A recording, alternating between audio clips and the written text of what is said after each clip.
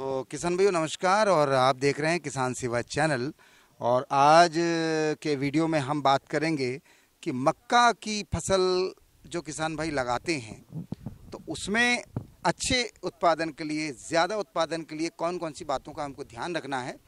मक्का फसल में बहुत सारे कीट प्रकोप भी आते हैं, तो विषय बहुत बड़ा है किसान भाइयों। लेकिन समय समय पर हम आपको हमारे चैनल के माध्यम से इन फसलों में कब कौन से कृषि कार्य करना है वो हम जानकारी आपको देते रहेंगे। बहरहाल एक छोटा सा निवेदन करते हैं, हर वीडियो में करते हैं किसान भाइयों, चैनल को सब्सक्राइब कीजिएगा और अपने अन्य किसान भाइयों तक शेयर कीजिएगा, ताकि अच्छी अच्छी जानकारी, किसानों की अच्छी अच्छी बातें ज़रूरतमंद किसानों तक पहुँचे। जानकारी जो पाना चाहते हैं उन किसान भाइयों तक पहुँचे। हमारे साथ कृषि वैज्ञानिक डॉक्टर R.D. बारपेटे जी हैं। आप कृषि विज्ञान केंद्र बैतूल में अपनी सेवाएं दे रहे हैं। तो नमस्कार डॉक्टर। नमस्कार सर, नमस्ते। अब हमारे जो किसान भाई है बारपेटे जी की मक्का की तैयारी में लगे हैं। इसके पहले मतलब कुछ सोयाबीन बोते हैं, कुछ मक्का बोते हैं। तो मक्का की फसल को लेकर जो पिछले साल फाल आर्मी कीट की बहुत सारी बातें आई थी और उसका प्रकोप भी आया था, और इस बार क्या लगता है मक्का में किसान भाइयों को क्या चीज़ों की आवश्यकता है, कौन सी बातों का ध्यान रखना है? चलिए, सामान्य तौर पे हमारे यहाँ पे सभी फसलों में हम अतिरिक्त बीज दर का प्रयोग कर रहे हैं, वो बिल्कुल ना करें। जो मक्के में संकर प्रजातियां हम लगा रहे हैं, हाइब्रिड्स हम जो लगा रहे हैं, इसमें कतार से कतार की दूरी 60 सेंटीमीटर की अनुशंसा है। 60 सेंटीमीटर काफ़ी बड़ा गैप होता है, लगभग 25 इंच, 22.5-23 इंच का हमारा कतार से कतार की दूरी होगी। किसान भाई इसको 45 सेंटीमीटर कर रहे हैं, कुछ लोग और कम कर रहे हैं, ये बिल्कुल ना करें। खाद की मात्रा जब हम पूर्ति करते हैं तो मक्के में भी जिंक और पोटास ये जरूर दें, क्योंकि संकर प्रजातियां पोषक तत्वों के लिए बेहद संवेदनशील है। और अगर आप उसमें 1.5 बोरी प्रति एकड़ यूरिया देना चाहते हैं, जो कि आप लोग देने वाले हैं, और मेरा अनुभव है कि बहुत सारे किसान 3 बोरी एकड़ भी यूरिया देते हैं, तो वो अगर आप करने वाले हैं तो वो गलत है। अगर आप 1.5 बोरी की अनुमति चाहते हैं तो मैं चाहूँगा कम से कम 8 से 10 किलो जिंक सल्फेट और आधी बोरी पोटास बोते समय जरूर प्रयोग करें।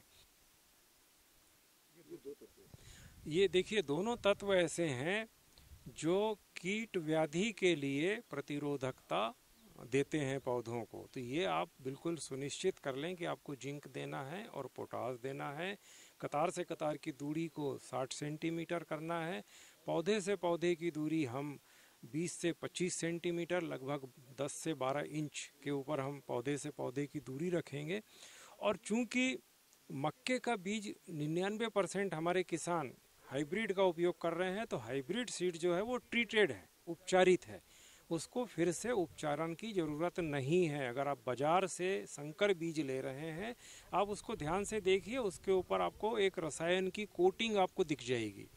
बैंगनी कलर दिखता है, और एक दूसरा रसायन है जो बैंगनी नहीं होता है पर वो भी हल्के से भूरे रंग का, उस पर कोटिंग आपको समझ में आ जाएगा कि दवाई लगी हुई है, और उस पर लिखा भी रहता है ट्रीटेड है।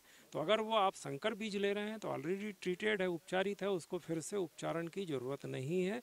और मक्के के केस में अंकुरण परीक्षण भी ज़्यादा हमारा चिंता का विषय नहीं है, क्योंकि अनाज वाली फसल है और 99% उसमें अंकुरण फेल नहीं होता है, वो सोयाबीन जैसा नहीं है।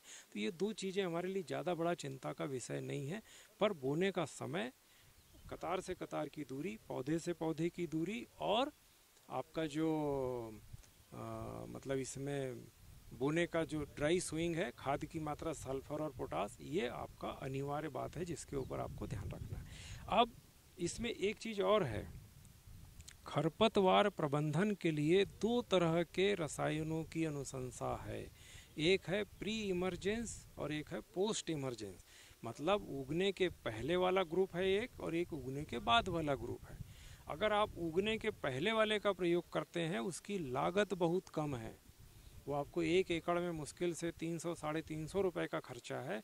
और जो फसल, खड़ी फसल में जो हम प्रयोग कर रहे हैं, वो 1 एकड़ में 1000 से लेकर 1400 रुपये का खर्चा है। तो मैं किसान भाइयों को सलाह दूंगा कि अगर आप मक्के की खेती कर रहे हैं तो प्री इमरजेंस या अंकुरण के पहले वाली जो दवाई है अट्राजीन, उसका पहले से हम इंतज़ाम करके रख लें। मक्का बोई अगर आप ड्राई सोइंग कर रहे हैं तो पानी गिरने के बाद 3 दिन के अंदर अट्राजिन का प्रयोग कर लें। अगर आप पानी आने के बाद बोनी कर रहे हैं, गीले खेत में बोनी कर रहे हैं, तो बोनी करने के बाद 3 दिन के अंदर में आप अट्राजिन का प्रयोग कर लें। ये एक लाभकारी रसायन है और सस्ता रसायन है। अगर इससे चूक जाते हैं तो फिर जो दूसरे अनुशंसित रसायन हैं वो महंगे हैं। अब एक कीट जिसकी चर्चा आपने की थी, fall army worm. Fall army worm का खतरा नहीं टला है। फॉल आर्मी वर्म किसी भी, वो हमारे यहीं है, बैतूल ज़िले में है। गर्मियों में जो चारे की फसल लगी थी, या गर्मियों में कुछ हरे भुट्टे के लिए जिन लोगों ने खेतियां की है, या हमारे पड़ोस का जिला छिंदवाड़ा जहां बड़े पैमाने पे गर्मी की मक्का होती है, तो हमारे इस परिवेश में फॉल आर्मी वर्म कीट के अवशेष है, अंडे हैं, संखी है, सब कुछ है। तो उसका प्रकोप बिल्कुल होगा, ये मान के चलें कि बैतूल ज़िले के 10 ब्लॉक में किसी न किसी ब्लॉक में तो वो तबाही मचाएगा, ऐसा मेरा मानना है। अब उसके लिए हम सावधानी क्या रखें? नंबर 1, सूखी बोनी कर लें, ये सबसे आसान तरीका है।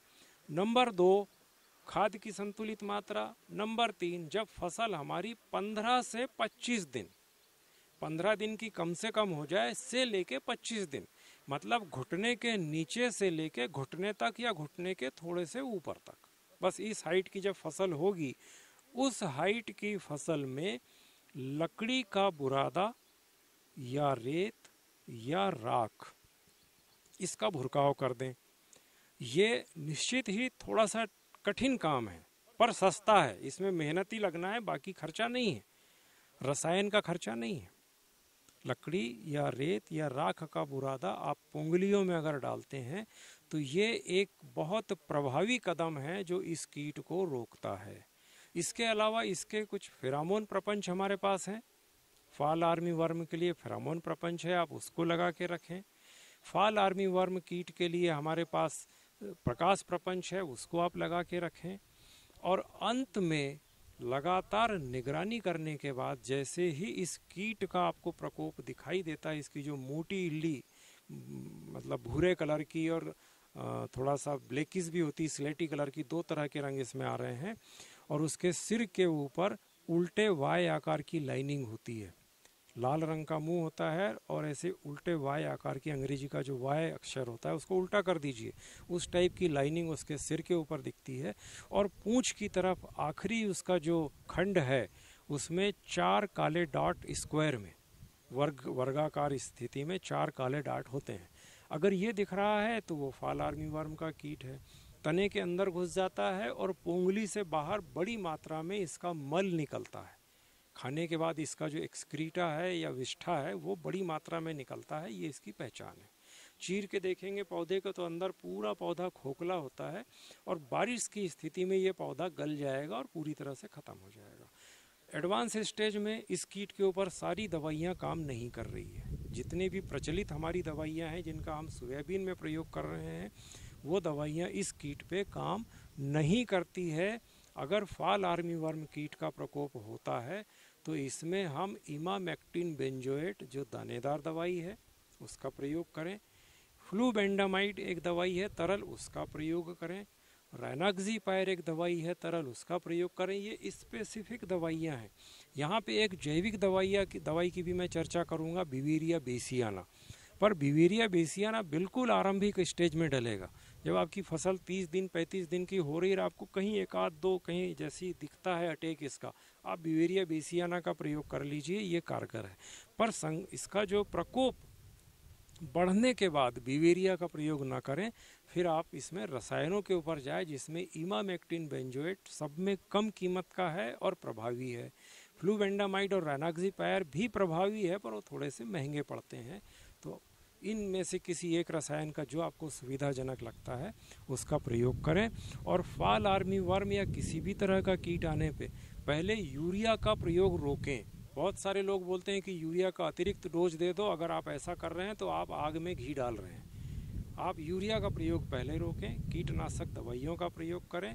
जब कीट नियंत्रित हो जाए फिर आप आवश्यकता अनुसार यूरिया का प्रयोग करेंगे। और मक्के की फसल में अगर आपने पोटास और जिंक दिया है, स्फुर दिया है, तब आप यूरिया को 3 भागों में दें। पहला 15 से 20 दिन की स्टेज में पहला डोज देंगे 1/3, फिर आप उसके 15 दिन 20 दिन के बाद मतलब लगभग 35 दिन के ऊपर दूसरा डोज देंगे। और अंतिम डोज नर पुष्प या टेसल्स, जिसको अपने यहाँ पे बैतूल में छांवर बोलते हैं, छांवर निकलने के पहले आप यूरिया का अंतिम डोज देंगे। और एक बार में 25 से 30 किलो यूरिया देना है। एक बोरी यूरिया मत दीजिए, अगर वो दे रहे हैं तो आप कीड़े बीमारी को आमंत्रित करते हैं।